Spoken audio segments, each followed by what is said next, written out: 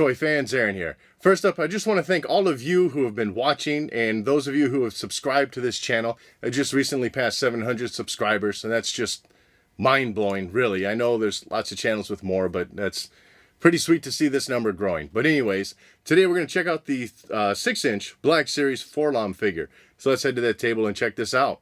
And starting with the packaging, of course, red and black line that gets you the Star Wars Black Series logo up top. Through the window, you see the included figure and blaster rifle with that red background. And then underneath that, you got a great image of 4-LOM along with his name there. Side of the packaging, you can see he's number 67 in the lineup. And then on the back side, Star Wars Black Series logo, 67 again, with a brief description about 4-LOM. And now taking a look at him out of the packaging, this is an awesome looking figure. I think Hasbro did a fantastic job with this one.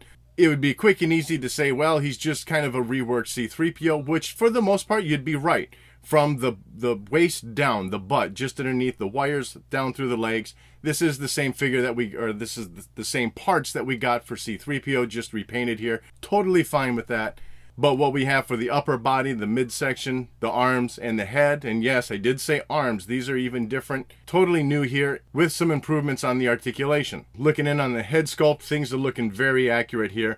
I love the paint job that they did for that dark silver color, but you got lots of great details in the sculpt of those various lines and stuff running through the face, that mask on the front of the face as well, and those bug eyes are just looking fantastic. I like the sculpting to all the little bits of the bug eyes in there, and a great paint job with those gold lines running through there. Now what might be hard to pick up is seeing this green glow of the eyes. I think the entire head actually is green, this translucent green and then painted silver, because when I hold it up to my bright lights, I can totally see the green through some of the silver.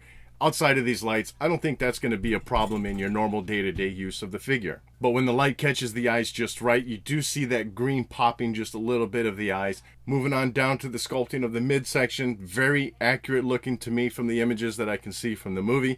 I love the rust-colored wash that they did. That's the way it's settled into the edges of the sculpt, both in the arm area, through the chest, really through the entire figure. But I think the detailing of the sculpt that they put into the arms, the way it looks both in the front, the midsection of the area with the different kind of chest panels coming down, and then even through the backside, I think everything's just looking really good through here. And then for that wire area that's exposed underneath the chest, everything's just painted in that silver color. Those wires through that chest area don't have any special painting to them, but that's fine because really for this figure they shouldn't. When you saw him in the movie, he was all silver in there. There were no special colors to each wire like we had for C-3PO. And then going down through the leg area, again, it's the same sculpting that you'd expect to see of a protocol droid. All the lines and stuff are sculpted in there very nicely. And as I've already said a few times, that rust color wash settling into the lines of the sculpts and stuff is really just making everything pop on this figure. And now for the articulation of the figure, once again, this is where things shine. This head area has that new articulation system to it,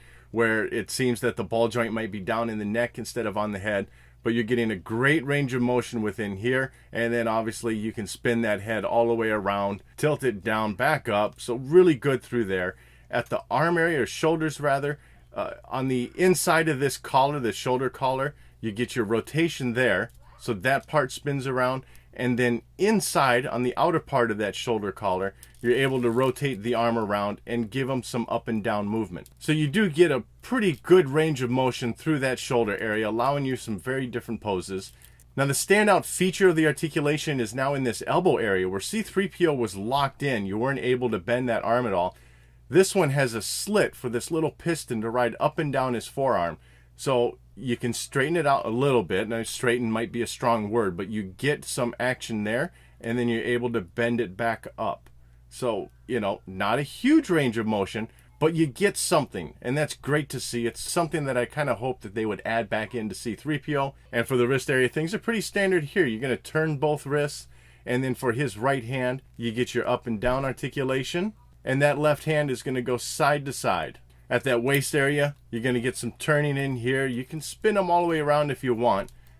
Things are a little tight on my figure, but that could vary, whatever. And then, of course, you get your crunching up and forward and back. And then for the leg area, you're going to get your splits about like so. Bring your legs forward. Your legs are not going to go back all that far, but you get a little bit. For the top of the thigh, it's going to turn right inside this joint here, so you're able to spin your legs around. You're not going an entire 360 around because of how high this thigh piece is. but I think you get what you need out of it. As for the knee, it's single jointed, but still things are looking pretty good there for your range of motion. And then at the foot area, things can go forward, things can go back, and things can spin around at the top of that ankle. And 4-LOM wouldn't be a good bounty hunter if he didn't have a weapon, so what we have here is his DLT-19 heavy blaster rifle. Sculpting to it is looking pretty accurate to me.